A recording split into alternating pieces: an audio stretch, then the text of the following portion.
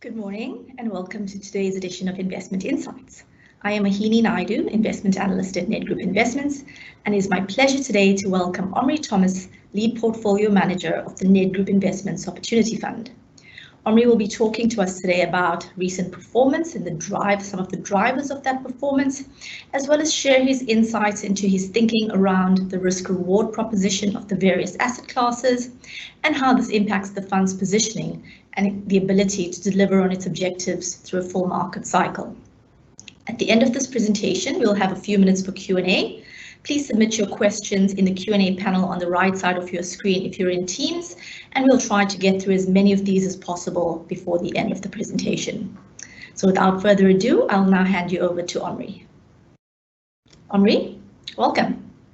Thank you, Mahini, and good morning, everyone. Nice to chat to you again. It's amazing what how much can change in 4 or 6 months. I think back to the talk we had in March, and I think if we look back, very few of us would have guessed that the markets, specifically the US market, would hit a new all-time high. So putting that aside, maybe just looking at the performance over the last 3 to 6 months. As you know, we had a very tough start to the year, specifically on the back of the pain that we took on Sasol. I'm pleased to say the last 6 months, you can see relative to the CISA, the medium equity balance average, we've had a very nice performance and a comeback in performance, but there's still a long way to go. Our 1-year, 3-year numbers still way below what where we would want it to be. That performance, to put it into context, wasn't achieved by just adding on a lot of risk and getting beta from the market. Our average equity weighting was actually reasonably conservative throughout this period. So a lot of those instruments that we usually talk to, the hybrid instruments, those asymmetric return instruments, actually delivered. So if we look at where the performance came from, and we look at the last 3 months and the last year, what's pleasing to see is you'll see that Royal Bafokeng, the convertible bond, that hybrid, was our top contributor over 3 months. And if you look at the 12-month number, the Impala convertible bond also in there. So both those are those hybrid instruments that have contributed. The ABAX Global Equity Fund is what we use for some of our offshore equity exposure. That fund's done particularly well over the last 5 years. The fund has outperformed the MSCI by over 2% per annum, and last year was especially a strong year, so it contributed very nicely to our returns. One of our long-term favorites, Naspers, you'll see in the top 5 on both 3 months and 12 months. And then our offshore exposure also, in general, adding another percent to performance over the last 12 months. If we look at the over the last on the losing side, Sasol, the negative performance a lot less as Sasol has recovered. So we also did some nice trading on Sasol, hence that the negative impact being diluted. But what you'll see over the last year, especially, 2 of our top 5 negative contributors were actually banks. And I've got a few slides specifically on banks, just to tell you or show you why we think one shouldn't give up hope on banks. A small company also in the top 5 on over a year, the Ethos Private Equity, so Ethos Capital, the listed private equity fund. Unfortunately, they bought the Bright private equity portfolio with quite ill timing just before COVID hit. And as you know, the biggest asset within Bright is the Virgin Active group of gyms. So what initially looked like a fantastic deal and a very good price quickly turned sour as the Virgin really got hit by COVID. We still back management. They've done a lot of good things already in restructuring the portfolio. I think still very positive on ethos, so we still think long term a lot of value to be unlocked there. It's trading at a substantial discount to net asset value, and we think some of that will be unlocked. Just in terms of our assessment of the fair values of the different asset classes, you'll see that almost all South African asset classes we see in the G bucket, whether it's equities, bonds, property, hybrids, or cash. And that's compared to developed market equities, which we think is fair, other than the US equities, which we see as expensive. And some commodities we still see as reasonable, and an expensive sort of any developed market credit-related instrument, whether it's bonds, credit, cash, and then US equities. Obviously, we're not immune to what happens in the US, so I think one of the big risks is the US election. You've got quite a difficult choice between two, I'd say, not the most exciting prospects of world leaders, but I think it could result in a bit of volatility in markets. If we look at our asset allocation, and I've just highlighted the changes since June. So you would see that we've actually reduced our equity exposure quite substantially into this run-up.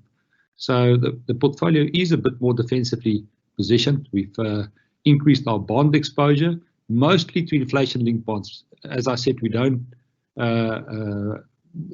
both globally and locally. In local terms, also inflation-linked bonds, our bond duration still quite low, as we continue to be worried about the fiscal position of South Africa. SA property down slightly, mostly due to the market continuing to punish property. There are select opportunities in property. The property companies have delayed paying dividends, and some of these companies on normalized dividend yields are now looking very attractive. So that is an area where we doing a bit of work and where we bought a few more counters. Convertible and prefs, you'll see it's down slightly. We've completely sold out of our Impala convertible bond, as that bond really became Impala equity. But the exciting part still there is the Royal Bafokeng convertible bond, which is now through the strike price, and we think one of the most attractive assets in the platinum space. They've just been through the capital program of Styldrift. They've got adjacent mines to Sibanye, Stillwater, and Impet, so a very good takeout over target, and in the meantime generating quite good cash. So despite it running so much, we've retained our position there, but we have sold out the Royal Bafokeng equity, the pure equity that we also held in addition. That's also re-rated from sort of 30s, the low 30s to over 60 Rand. So we've doubled our money there, and we sold out of the equity. You will see that the sell down in equities was mostly kept in cash, so it gives us a bit of firepower should there opportunities emerge, and also provides a bit more defensive quality to the fund at this point in time. Offshore bonds, again, as I said, mostly into inflation-linked bonds. We don't own any or very little developed market bonds. We've got a bit of 2-year US treasuries, which so very short duration there. And then offshore cash sitting at 5%, again, just providing us with a bit of dry powder should opportunities emerge, and offshore property very little. Just looking at our top 10 equities, you'll see it's quite widely diversified, and you'll see there's been quite a change. Naspers used to be our top position, and as you know, we've had these structures on our big positions to guard against a big sell-off, and that enabled us to hold a lot NASPERS, and that structure worked very well. So the NASPERS kept on performing, and it actually went through that level where we sold. So we sold quite a bit of that NASPERS towards the end of September. We're still positive on it, but I'll maybe speak a bit more about it a bit later. You'll see that the banks, actually at the end of September, 4 of our top 10 were banking shares: Absa, Standard Bank, FirstRand, as well as Capitec Bank. The Capitec banks we got through the unbundling that happened out of PSG. We did very well out of that unbundling and that value unlock. Subsequently, we've actually sold, subsequent to the September month end, we've actually sold all our Capitecs and switched some of it back into PSG as that discount remains very wide. In terms of offshore exposure, our offshore exposure is on the equity side is through the Eurostoxx investment notes. That's now about 4% of the fund, still offering us a very attractive risk-return profile. So happy to retain that. And the ABEX Global Equity, we've actually sold a bit of our ABEX Global Equity exposure, currently sitting at about 6%. Our total currency exposure is actually over 30%, currently at 33%, mostly due to rand-dollar weakness over this period. So at a point in time, we will have to bring some of that currency back. But as I said earlier, we are a bit concerned about the fiscal position of South Africa, and we also, this latest postponement of the budget, also not the greatest sign. So we a bit nervous about where the rand is. So we will look at more opportune times to bring back the currency. Just looking at our top position, British American Tobacco, the dark green line shows the 12-month dividends. And what's amazing about this company, they've got a progressive dividend yield, dividend policy, and they pay their dividends every quarter. And so beforehand, you know what the next 4 quarters dividends are going to be. And you can see dividends just increasing, the light green line, the dividend yield, BTI at a dividend yield of about 8%, at a PE of 8. So we had a low exposure in end of 2016, beginning of 2017. Into this weakness, we've increased it now to be our top position, and we think it's a great long-term value creation opportunity. Just looking at banks, as I said, I've got quite a bit of banking exposure in opportunity. The left-hand side is the banks versus the all share, and you can see we're back to the 07-08 global financial crisis levels in banks, relative to the all share. The banks index in itself has halved from its, more than halved from its top in 2018. So very low level. So if you look at it on other measures, this is looking at on a price to book ratio for the big 4 banks, where they were trading at about 100% premium to book, now trading at a discount to book. And on the right-hand side is the individual shares. So outside FirstRand, which is still trading at a slight premium, all these banks now are trading at discounts to book. Now, you must take into account that that book value is also after, in the latest set of results, they've provided quite significantly for bad debts. So we would argue that that book value is fairly conservative, and that banks have used this COVID crisis to really clean the decks. So they've also not been allowed to pay dividends. Those dividends have been added to their capital, so the capital structure very strong, and we think there's a good chance that you could see special dividends coming from banks as they allow to start paying dividends again. So just an insight, when we spoke to FirstRand management, I saw them about a month ago. The CEO said that amount that was going to be paid as dividend, they've actually put aside. And they've told management that's not part of capital. So that says to me that they are viewing that as shareholder money, and we could see that coming back. So when will that happen? It's difficult to say. We take our cue from the offshore banking regulators. So I think as UK, probably Europe will open up first and say, okay, banks, you can start paying dividends again. The UK will then follow, and we'll probably follow the UK cue. So it's difficult to say, but I think there's a good likelihood that for the December results, we could see dividends flowing from banks again.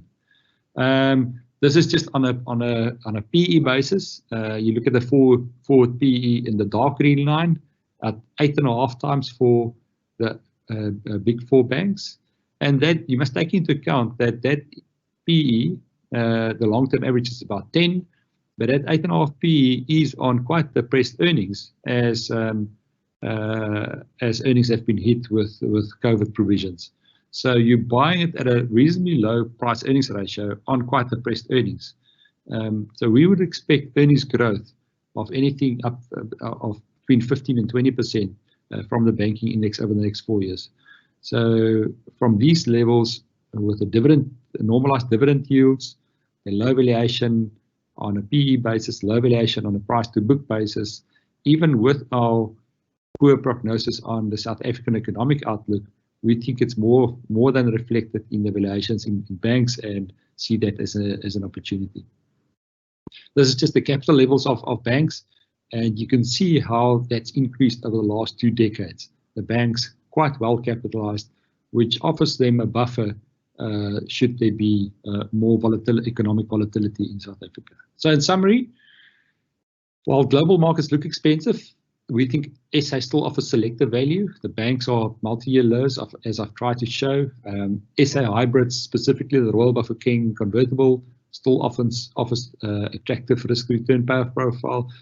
In the hybrids, we've also got the PSG preference share, which is offering a dividend yield of over 10%. And then an additional one where we've started to fish a bit is investment holding companies, where and that would be the likes of a Remgro. I guess you can call Naspers an investment holding company, Reinet, Ethos, Capital. A lot of these investment holding companies trading at PSG, I'll put in that bucket as well, trading at record discounts to their net asset value.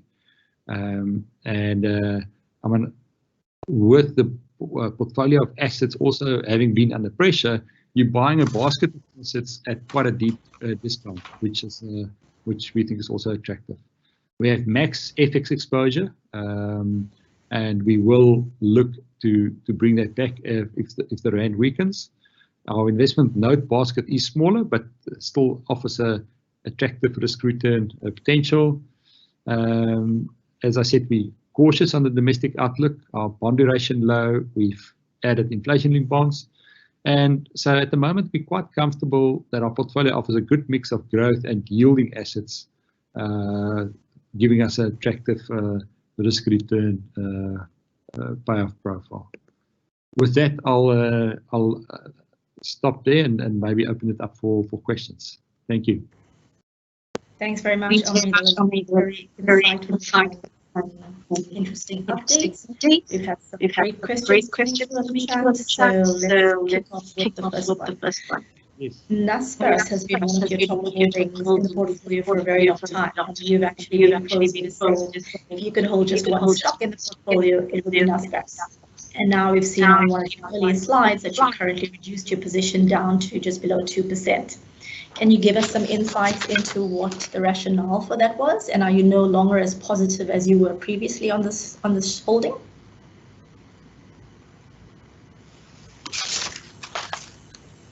Sorry, Omri, I think you're on mute.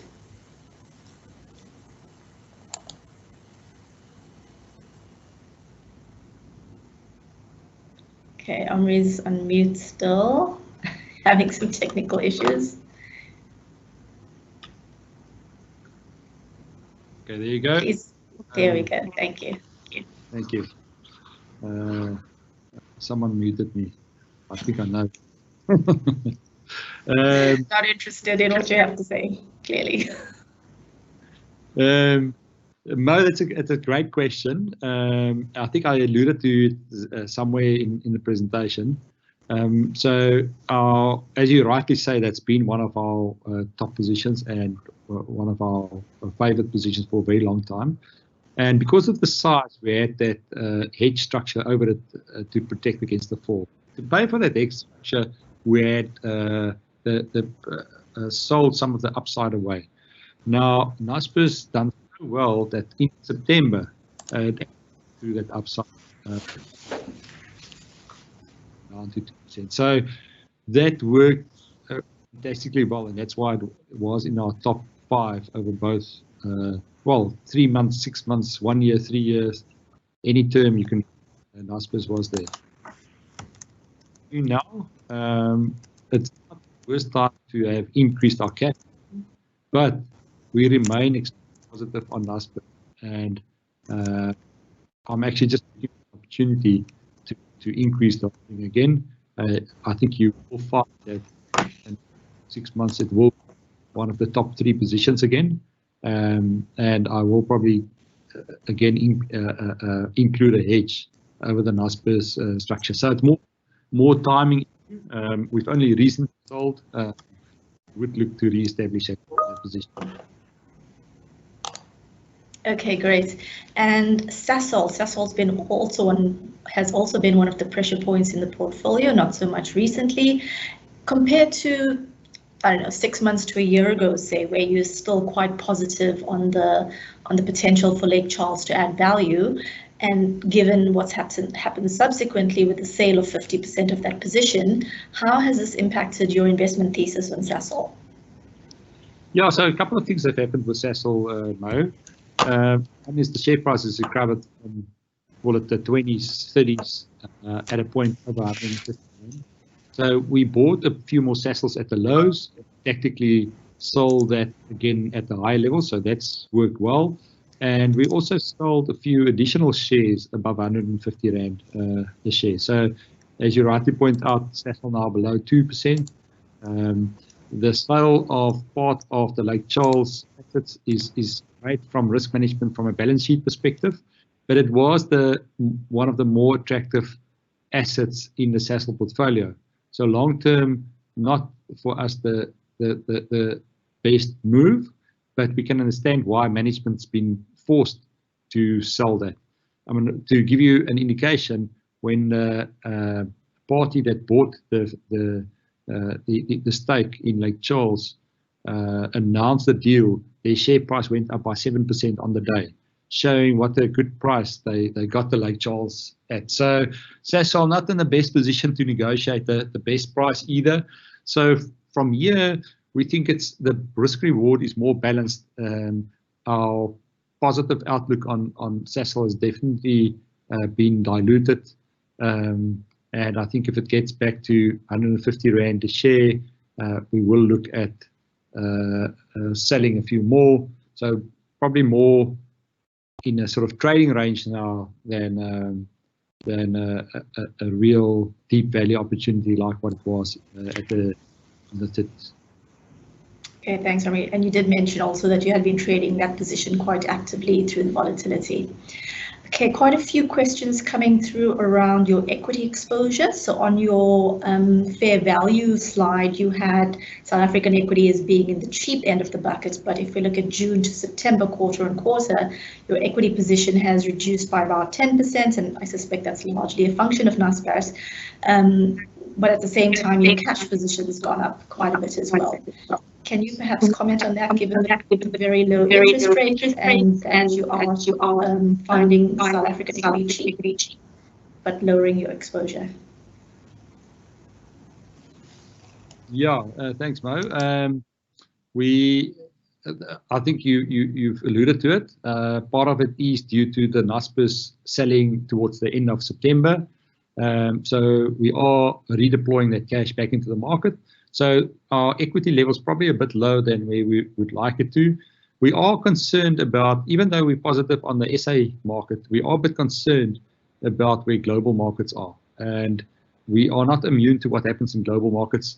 If we do see a bit of a sell-off in the US or a bit of volatility there, it will influence our market as well. So I think one will get decent opportunities to increase the equity exposure.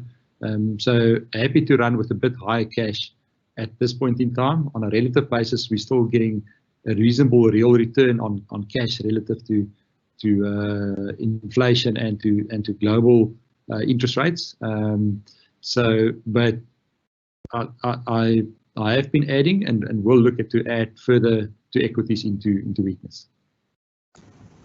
Thanks, Omri. And on the listed property side, you again mentioned last quarter you would look to selectively and opportunistically increase your exposure there, but it looks like it's decreased. Is that a function of market movement, or have you actually reduced some of your exposure there?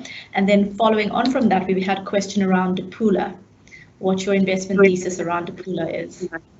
Okay, so most of that reduction is due to the other asset classes doing well and property not keeping up, and actually in some cases falling.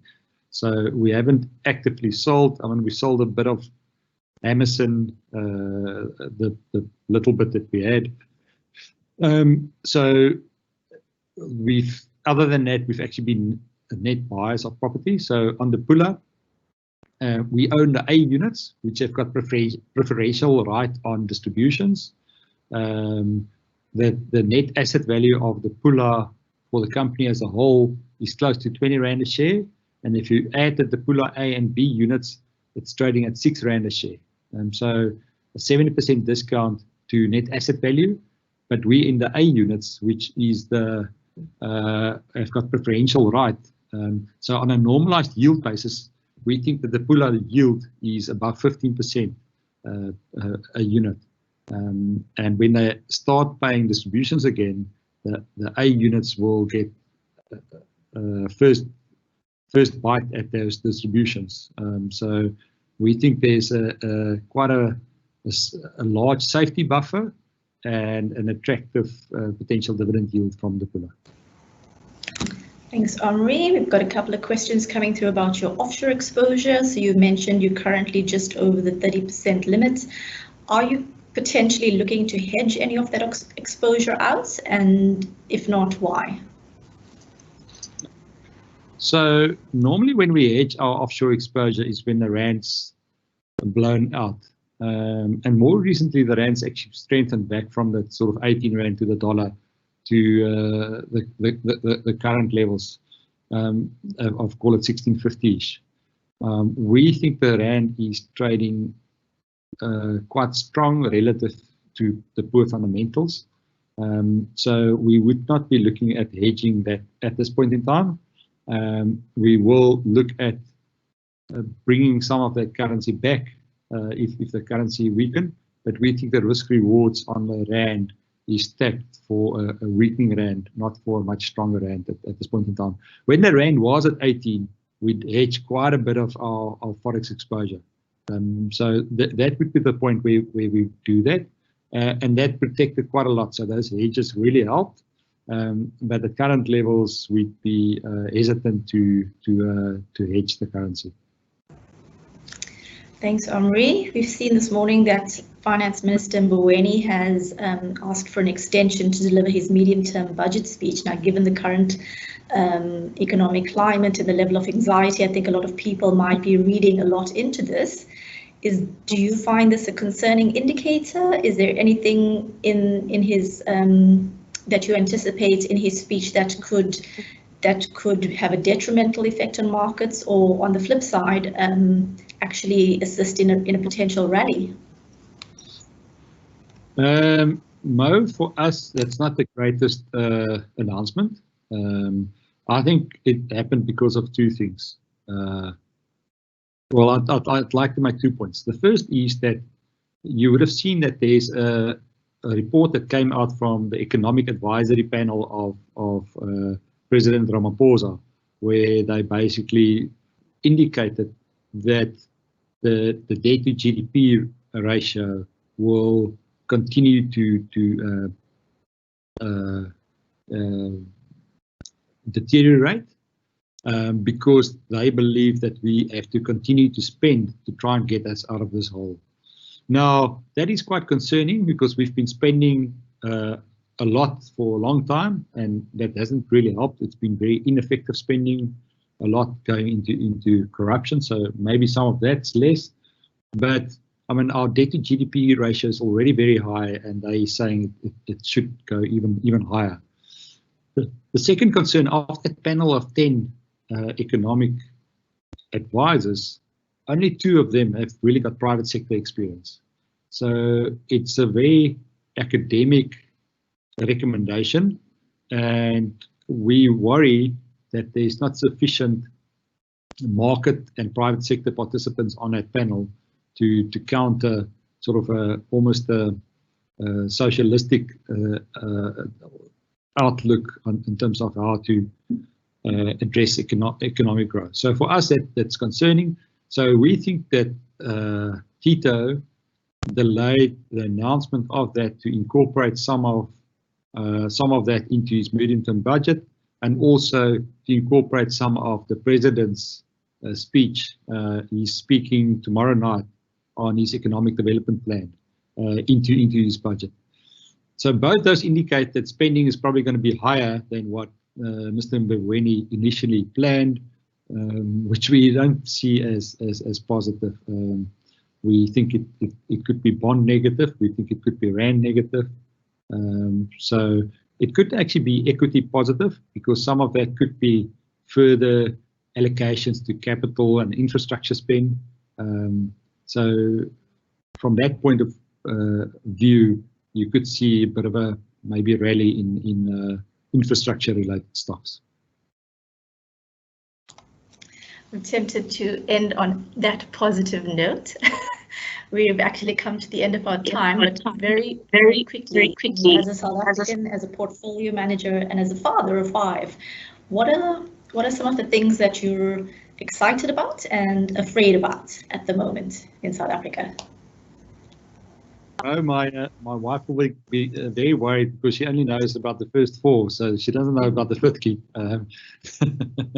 But yeah, I think what's very worrying is that I think the wealth gap has just increased with this COVID pandemic, and what's really worrying, the people who's most in need have really suffered the most. Now, we've tried to, as a country, to soften that through the TERS payments.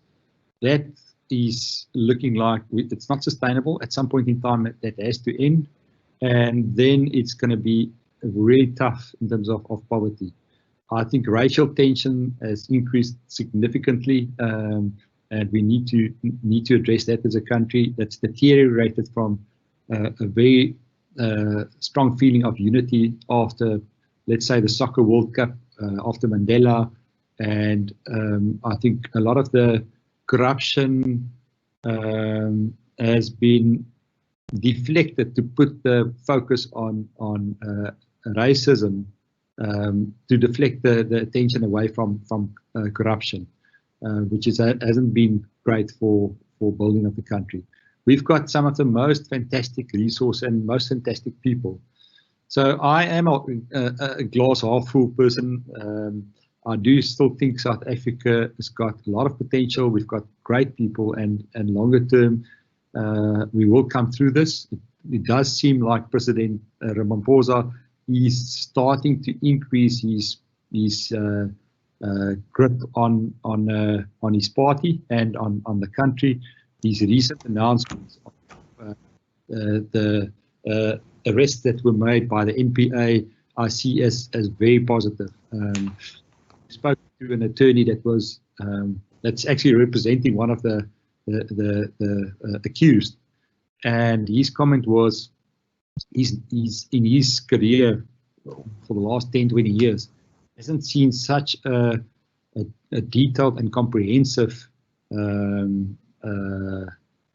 report, and he said it's really like in the old days. They did it properly before the guys could get bail. All these guys said he thinks it's unlikely that his clients will be able to get out. So for me, it seems like that is starting to get traction, which is positive. if we can get the economy going, we will see foreign investment return to South Africa. So if you ask me on a 5-year view, I am positive on South Africa, but we are going to see a bit more turmoil before we get there. Thanks, Omri. I think it gives us a little bit of a glimmer of hope that there are some potential rainbows at the end of this very dark tunnel. And I'm afraid that's all the time we have for today. Thank you very much, Omri, for joining us and for sharing your insights and your thoughts on the portfolio positioning with us. And thank you also to our clients and all of our investors for your valued support. Just a reminder that the recording of today's session will be available shortly. Please contact your business development representative if you would like access to this, or if you have any further questions that we haven't been able to get to today. Please do join us again tomorrow at 10, where we will have Truffle reporting back on the Nedgroup Investments Balanced Fund. Have a great day further. Thank you. Bye-bye.